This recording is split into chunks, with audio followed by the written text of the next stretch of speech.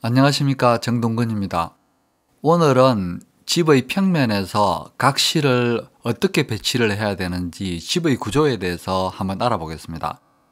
일단 평면은 이런 정사각형 형태보다는 직사각형이 더 좋습니다.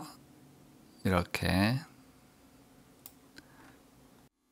대문하고 현관은 외부의 기가 실내로 들어오는 통로입니다. 화장실은 씻고 치장하고 또 들어온 기가 그 배수구를 통해서 빠져나가는 곳이기도 합니다.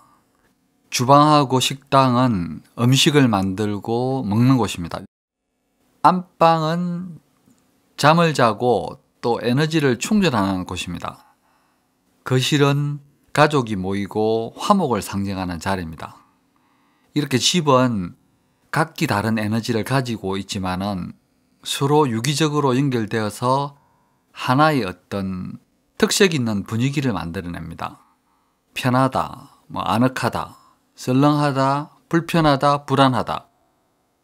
이런 각실의 요소들이 만들어내는 느낌이 사람의 행동하고 운명에 영향을 크게 미칩니다.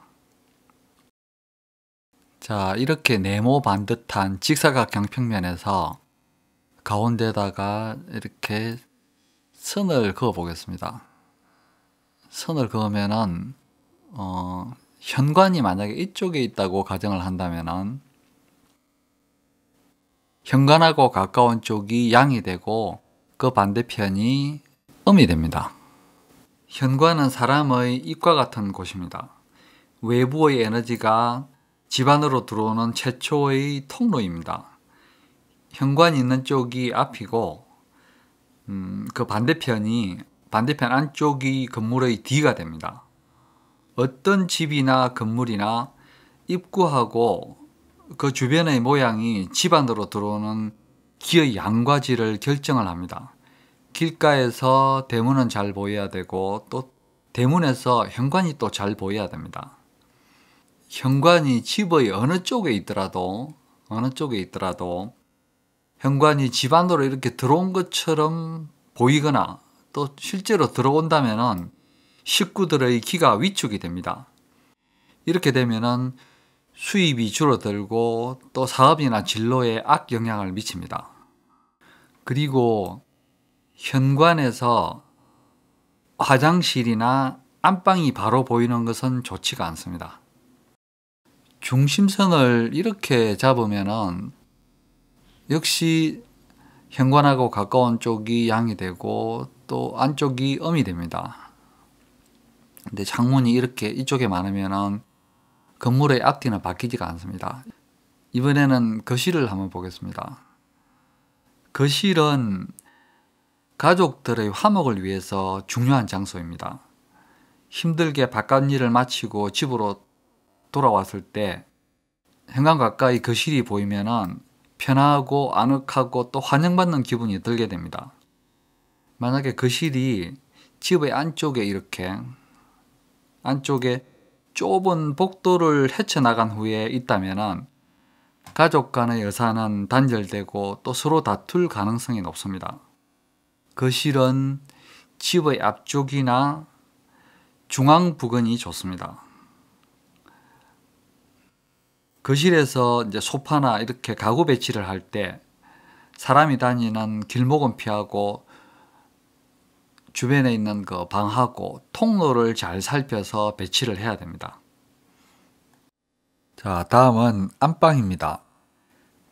안방은 현관에서 제일 먼 안쪽에 두는 것이 좋습니다. 이 위치는 도로의 소음이나 진동의 영향도 적고 권위나 힘도 제일 큰 자리입니다. 일반적으로 권위는 위치와 크기로 결정이 됩니다. 입구에서 이렇게 현관이 있는데 현관에서 제일 먼 안쪽이, 그러니까 입구에서 멀수록 건의는 높아집니다. 그리고 안방은 제일 커야 됩니다. 방 중에서 제일 커야 됩니다. 그리고 또 중요한 것은 안방은 햇볕이 잘 들어야 생기도 있고 건강한 생활을 할 수가 있습니다. 그러나 현관에서 먼 안쪽이라고 해도 현관을 들어와 가지고 역시 어둡고 긴 복도 끝에다가 안방을 두는 것은 좋지가 않습니다.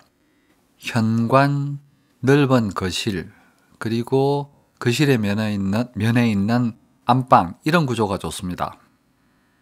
이렇게 집의 구조나 또 짜임새 있는 모양에 따르지 않고 일반적인 풍수에서 말하는 동서사택론이나 이런 식으로 방위에 따라서 일방적으로 안방의 위치를 정하는 것은 참 어리석은 일로 볼 수가 있습니다.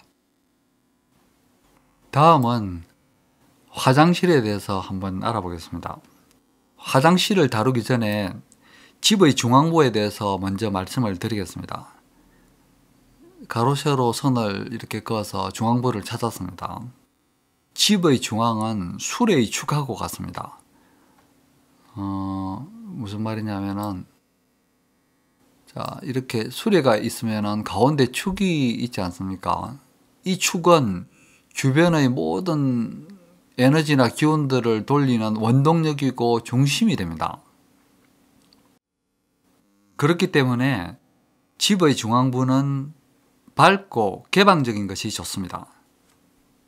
만약에 중심부가 어둡거나 지저분한 물건들이 잔뜩 쌓여 있으면 수레축에 끼어 있는 이물질처럼 주변의 어떤 그 기운들을 순환시키는 힘도 부족하게 되고, 또 인생 전반, 그러니까 이 집에 사는 식구들의 인생 전반에 대해서 안 좋은 일을 만들 수가 있습니다.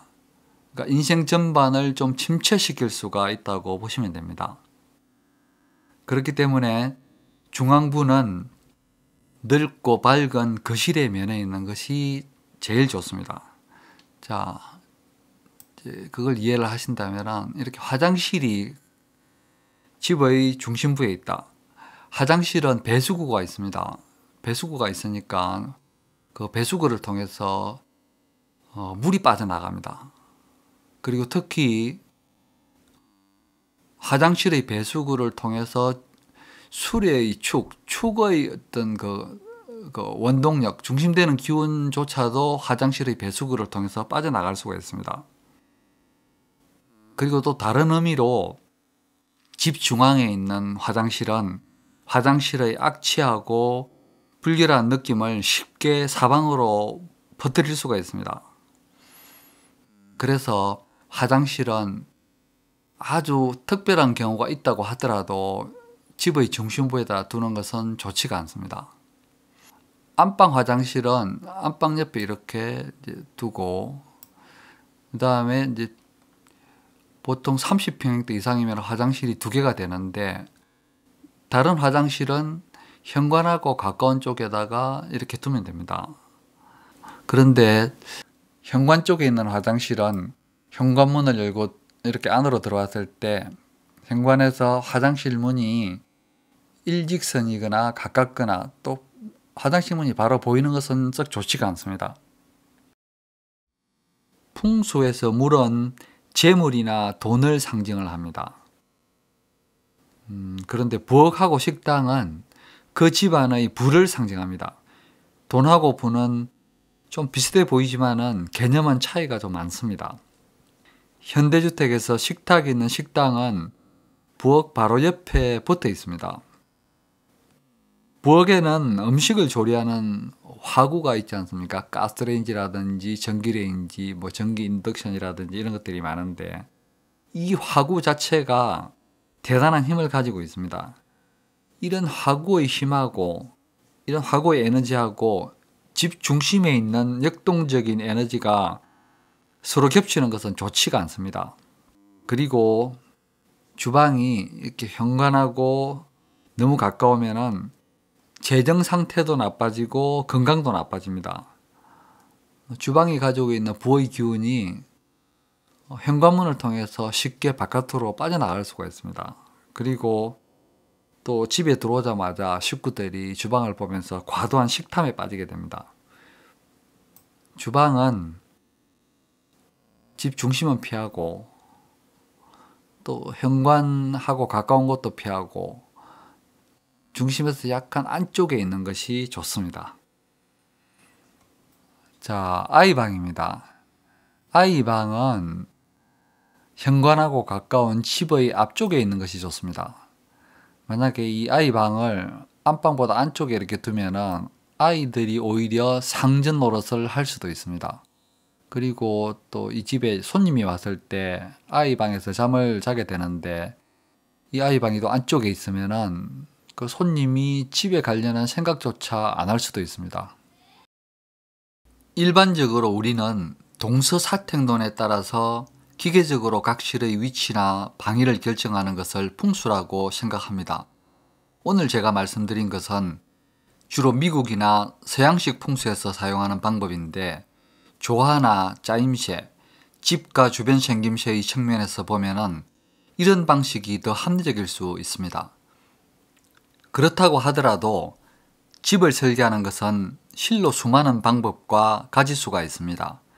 어느 쪽을 택하든 보기 좋고 편하고 다시 가고 싶은 집을 만드는 것이 좋은 설계 방식이고 지혜로운 풍수입니다.